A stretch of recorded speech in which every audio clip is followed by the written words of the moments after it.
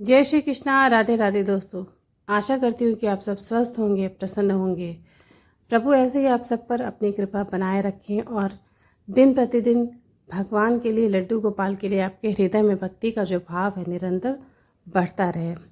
तो दोस्तों, आप सबके घर में लड्डू गोपाल ज़रूर विराजमान होंगे और आप सभी उन सारे नियमों का पालन करते होंगे जो लड्डू गोपाल को विराजमान करने के बाद करने चाहिए।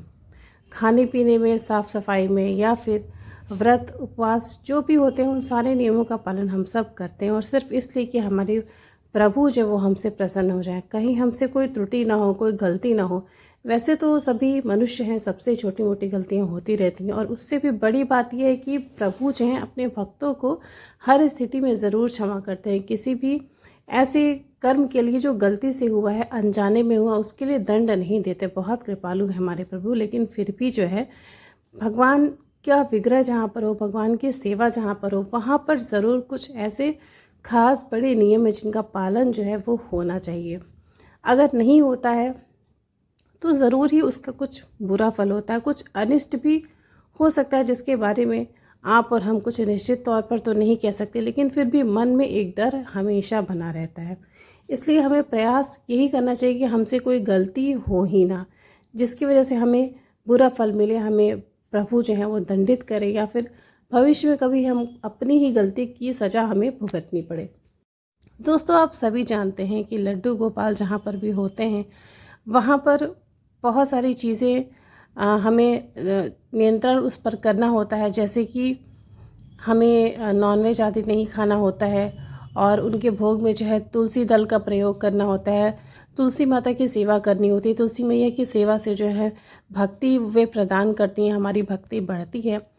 श्री हरि में, हमारी उनके नाम में और उनकी सेवा में, उनकी भक्ति में जो है हमारी निष्ठा बढ़ती है। जितनी लड्डू गोपाल की, जितनी प्रभु की सेवा होती है, उतनी ही हमें तुलसी जी की भी जो है सेवा करनी चाहिए। लेकिन बहुत सारी कुछ ऐसी छोटी छोटी बातें हैं जो लड्डू गोपाल को विराजमान अगर हमने अपने घर में किया तो वो चीज़ हमारे घर में नहीं होनी चाहिए। ये मैं अपनी मर्ज़ी से या अपने किसी तजुर्बे से नहीं कह रही हूँ, ये मैंने बहुत सारे वृंदावन के महान संतों के मुख से सुनी है। लेकिन ख़ास बात यह है कि दोस्तों, आज की जो सत्य घटना है वो इसी बात पर आधारित है कि लड्डू गोपाल जहाँ पर है वहाँ पर क्या चीज़ हमें नहीं करना चाहिए, कौन सा व्यवहार नहीं करना चाहिए, या फिर कौन सी ऐसी वस्तु जो अपने घर में नहीं रखनी चाहिए। दोस्तों, आज एक ऐसी सत्य घटना आपको मैं सुनाने जा रही हूँ जिसको सुनने के बाद आपकी आंखें खुल जाएंगी। बहुत सारे मन में जो भ्रम है, जो संदेह है, वो अपने आप ही ख़त्म हो जाएंगे। तो चलिए हम जानते हैं वो सत्य घटना क्या है दोस्तों, और लड्डू गोपाल को घर में रखने के साथ ऐसा कौन सा व्यवहार, ऐसी कौन सी बातें हैं जो हमें बिल्कुल भी नहीं करनी चाहिए। अगर हम वो चीज़ें करते हैं, उन चीज़ों को अपने घर में रखते हैं, तो हमारी जो सेवा है, भक्ति, वो सब कुछ शून्य है। हमें उसका एक रत्ती भी उसका फल प्राप्त नहीं होगा। तो ये सत्य घटना जो मैं आपको सुनाने जा रही हूँ, ये सत्य घटना है रश्मि जी की। रश्मि जी जो कि यूपी के जौनपुर नाम के शहर में रहा करती हैं। उनका पूरा परिवार जो है, वैसे तो सभी ही भक्ति करते हैं, सेवा करते हैं, लेकिन रश्मि जी बताती हैं कि इतनी ज़्यादा सेवा, पूजा पाठ, भक्ति सब कुछ करने के बाद भी उनके घर में जो है कभी शांति नहीं रहती थी। हमेशा ऐसा लगता था जैसे घर में किसी नकारात्मक ऊर्जा का वास हो, या फिर सब कोई स्वस्थ होने के बावजूद भी सबके मन में बिल्कुल मतलब शांति नहीं होती थी। शरीर में आलस सा रहता था। सब कुछ होते हुए भी कोई काम करने की इच्छा नहीं होती थी। धन संपत्ति सब कुछ होने के बावजूद भी मन में संतोष का भाव नहीं था। रश्मि जी जो है एक संयुक्त परिवार में दोस्तों रहा करती थी। उनके सास ससुर काफ़ी ज़्यादा वृद्ध हो चुके थे और उनकी जो उनसे उनके एक देवर थे, अभी भी हैं, और उनकी पत्नी यानी उनकी देवरानी, ये रश्मि और उनकी देवरानी, इन दोनों का परिवार साथ में जो है रहा करता था जौनपुर नामक शहर में। तो सास ससुर बहुत ज़्यादा वृद्ध थे, इसलिए पूरे घर की जो काम की जिम्मेदारी थी वो रश्मि और उनकी देवरानी के ऊपर थी। तो वे बताती हैं कि अक्सर ही काम को लेकर हम दोनों के बीच में जो है अनबन हुआ करती थी, और वो अनबन छोटी सी होती थी लेकिन बात बढ़ते बढ़ते जो है बड़ों के बीच में चली जाती थी, और फिर जो उनके हस्बैंड थे वे और उनके देवर, इन दोनों के बीच में भी काफ़ी ज़्यादा तनाव होने लगा था।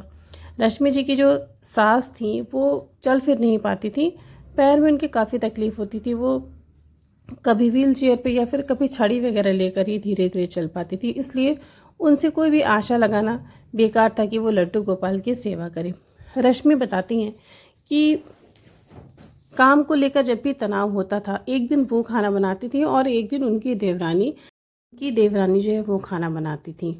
और मुख्य समस्या तो ये होती थी दोस्तों, जब लड्डू गोपाल की सेवा में की वजह से भी दोनों देवरानी जेठानी में झगड़ा होने लगता था कि आज मुझे नहीं सेवा करनी, आज तुम्हें करनी है, कल मुझे करनी। इस तरह की जब आपस में बराबरी वाली बात होने लगती थी कि लड्डू गोपाल की सेवा भी जो है उसमें डिस्टर्ब हो जाती थी।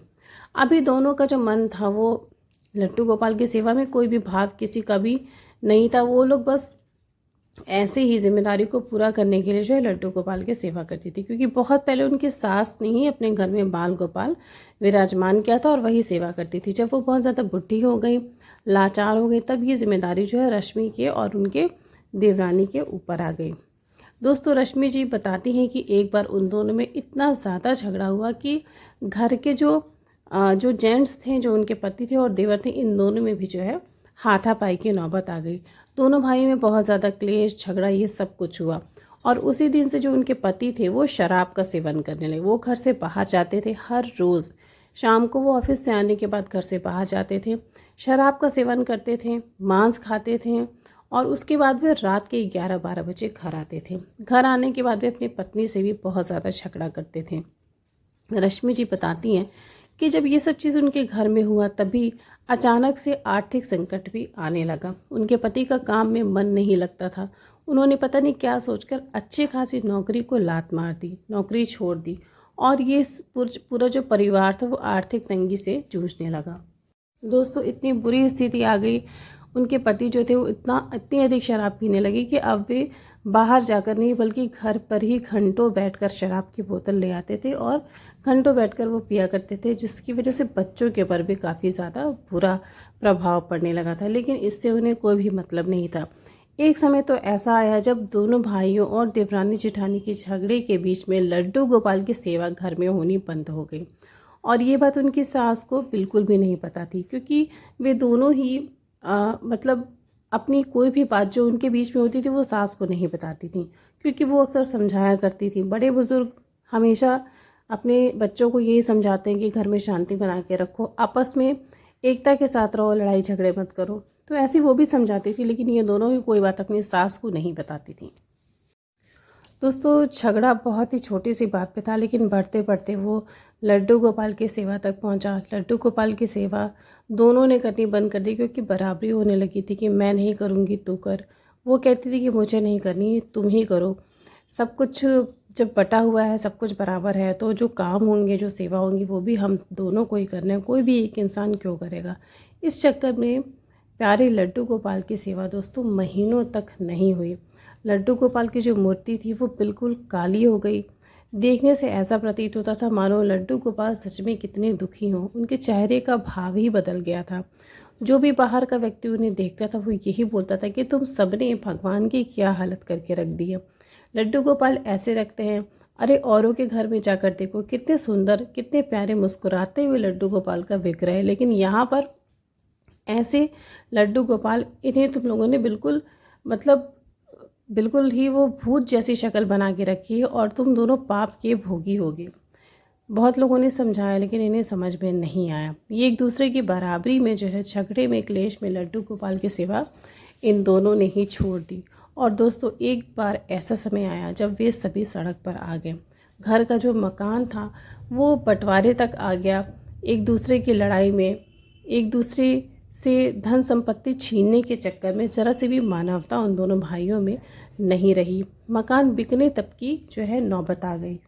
लेकिन दोस्तों, कहीं शायद उन सब ने बाल गोपाल की सेवा की थी, कुछ दिन ही सही लेकिन की तो थी। और शायद उसी का प्रताप था, उसी की कृपा थी कि इनके साथ कुछ ऐसी घटना हुई जिससे इन्हें समझ में आया कि इनकी गलती क्या थी, क्यों इनके परिवार में ऐसी विपत्ति आई, ऐसा समय उन्हें क्यों देखने को मिला, आखिर उनकी क्या गलती थी जिसकी वजह से उन सब ने ऐसा फल भोगा। रश्मि जी बताती हैं कि एक बार कार्तिक का मास चल रहा था और तभी उनकी माँ जो थी, जो मायके में उनकी माँ रहती थी, वे अपने परिवार को लेकर वृंदावन धाम जा रही थी। तभी वे अपनी बेटी रश्मि से पूछती कि हम सब कल वृंदावन जा रहे हैं, तुम्हें भी चलना है तो तुम तैयार हो जाओ। रश्मि जी की ऐसी स्थिति नहीं थी क्योंकि उनके हाथ में बिल्कुल भी धन नहीं था जाने के लिए। उनकी माता जी ने उन्हें बोला कि कोई बात नहीं, तुम बस हमारे साथ चलो, सारी व्यवस्था हम लोग देख लेंगे। रश्मि जी जो है वो अपनी माँ के साथ वृंदावन धाम चली गई और वहाँ पर जाने के बाद उनके एक गुरुदेव वहाँ रहते हैं।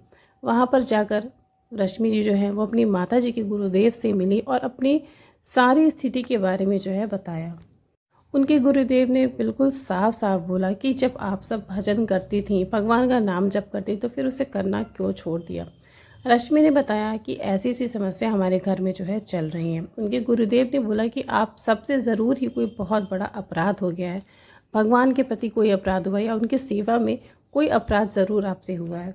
ने पूछा कि आप अपने घर में शिव विग्रह स्थापित किया है, आपने उनकी सेवा कर दी। तब रश्मि ने बताया कि हाँ, मेरे घर में काफ़ी वर्ष पूजित लड्डू गोपाल है, वो 40-50 साल पुराने हैं, लेकिन अभी उनकी सेवा नहीं हो रही है। पिछले 6-7 महीनों से उनकी सेवा जो है वो बंद है। तभी उनके जो गुरु जी थे वो बिल्कुल चौंक गए। उन्होंने पूछा कि लड्डू गोपाल जो कि 40 वर्षों से आपके घर है और अब उनकी सेवा बंद हो गई, ऐसा क्यों। रश्मि ने सब कुछ बताया कि भाइयों का झगड़ा चल रहा है और इसी वजह से आपसी क्लेश के कारण लड्डू गोपाल की तरफ कोई भी ध्यान नहीं देता। सबको अपनी धन संपत्ति की चिंता है, सबको ये चिंता है कि मेरा वर्चस्व कायम रहे, लेकिन प्रभु उस घर में विराजमान है, इस बात की किसी को भी कोई चिंता नहीं है। पहले घर में मांस मदिरा कभी नहीं आता था, लहसुन प्याज भी नहीं आता था, लेकिन अब घर के जो भी पुरुष हैं वे घर में ही बैठकर मदिरा पान करते हैं। ये सारी बात रश्मि ने बताई तो उनके गुरुजी ने बोला कि यही तो आप सबका अपराध है। भगवान को जब आपने घर में विराजमान किया है तो उनकी सेवा कौन करेगा।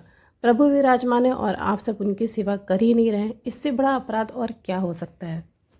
के गुरुदेव ने समझाया कि अगर हम भक्ति के मार्ग पर चल रहे हैं, अगर हमने घर में सेवा विराजमान की है, तो सबसे पहले हमें अपने मन की जो गंदगी होती है उसे साफ करनी है। हमारे मन में काम, क्लेश और अहंकार का जो भाव है, हमें सबसे पहले उसे ख़त्म करना है। जब तक हम अहंकार नहीं छोड़ेंगे, क्रोध नहीं छोड़ेंगे, हमारे जीवन में भक्ति टिक ही नहीं सकती, क्योंकि जहाँ पर अहंकार होता है वहाँ प्रभु कभी भी नहीं आते हैं। वहाँ ना तो वो आते हैं, ना उनकी कृपा होती है और ना ही भक्ति महारानी की कृपा होती है।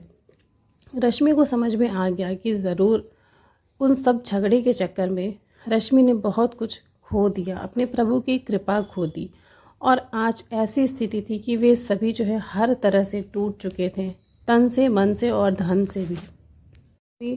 अपने गुरुजी के दर्शन करके वापस घर जाती है। वो बहुत मायूस रहती है कि उससे इतना बड़ा अपराध हो गया और उसने ध्यान भी नहीं दिया। अपने पति को सब कुछ बताती है, लेकिन वे तो इतने ज़्यादा क्रोध में थे कि उनको कोई भी बात सत्य नहीं लगती। रश्मि बिना इंतज़ार किए उसी दिन फिर से जो है लड्डू गोपाल की सेवा शुरू कर देती है और उस दिन वो प्रतिज्ञा लेती है कि चाहे घर में कुछ भी हो जाए, मैं ना तो किसी पर क्रोध करूंगी, ना किसी को जवाब दूंगी और ना ही कभी अपने बाल गोपाल की सेवा जो है वो छोड़ूंगी। चाहे प्रभु मुझे किसी भी अवस्था में रखें, घर में रखें, महल में रखें या फिर भले मैं सड़क पे आ जाऊं, लेकिन मेरे पास जो भी है मैं उससे ही अपने लड्डू गोपाल की सेवा करती रहूंगी। रश्मि ने अपने अंदर बहुत सारे परिवर्तन किए और बिल्कुल निश्चल भाव से जो प्रभु की सेवा की और धीरे धीरे दोस्तों रश्मि बताती हैं कि 2-3 महीने के बाद हमारे घर में जो भी क्लेश था वो अपने आप ही शांत हो गया। ना किसी को समझाया गया, ना कुछ बताया गया, ना किसी समस्या का हल निकाला गया, लेकिन धीरे धीरे जैसे सारी समस्याओं का हल खुद ही निकलने लगा। सभी को समझ में आ गया कि धन संपत्ति में कुछ भी नहीं रखा है। लड्डू गोपाल की सेवा करते करते धीरे धीरे दोस्तों कुछ वर्ष बीते और सभी वापस एक साथ रहने लगे। सभी का प्रेम आपस में बढ़ गया और जो सेवा लड्डू गोपाल की थी वो पहले से और भी ज़्यादा जो है बढ़ गई। उसके पति को और भी बेहतर नौकरी मिल गई, आर्थिक स्थिति जो है पूरी तरह से सुधर गई। तो दोस्तों रश्मि जी की ये सत्य घटना, ये कहानी जब मैंने सुनी तो मुझे एक बात प्रतीत हुई कि हम जब भी सेवा घर में अपने भगवान की करते हैं, हम यही सोचते हैं कि हम उन्हें अच्छा से अच्छा भोग लगाएं, उन्हें अच्छे सुंदर आभूषण पहनाएं, उससे हमारे प्रभु जो हैं वो प्रसन्न हो जाएंगे। लेकिन हमारी सोच इतनी गलत है। हम ये क्यों भूल जाते हैं कि प्रभु को हमारे ऐश्वर्य की कोई भी आवश्यकता नहीं है। उनके पास तो शायद कितना ऐश्वर्य है उसका हम अंदाज़ा भी नहीं लगा सकते, तिनका भी हम उसे उसका जो है नहीं दे सकते, लेकिन प्रभु हमसे क्या चाहते हैं ये हम भूल जाते हैं या फिर हम जानते ही नहीं। प्रभु हमसे सिर्फ यही चाहते हैं कि हमारे मन में जो अहंकार है, जो क्लेश है, जो एक दूसरे के लिए भेदभाव है, बुरी बातें हैं, वो ख़त्म हो जाएं। और जिस दिन हमारे मन में झाड़ू लग गई, हमारा मन स्वच्छ हो गया, उस दिन जो है प्रभु स्वयं हमारे मन में आ जाएंगे और फिर वापस कभी भी नहीं जाएंगे। और हमारी सेवा जो है वो निरंतर ही बढ़ती रहेगी, कभी भी नहीं रुकेगी। और शायद हमें इसी जन्म में प्रभु की प्राप्ति होगी। रश्मि जी की ये सत्य घटना आपको अच्छी लगी है दोस्तों, तो ज़रूर इसे शेयर करिएगा अपने मित्रों के साथ और मेरे चैनल को ज़रूर सब्सक्राइब करिएगा। जय श्री राधे।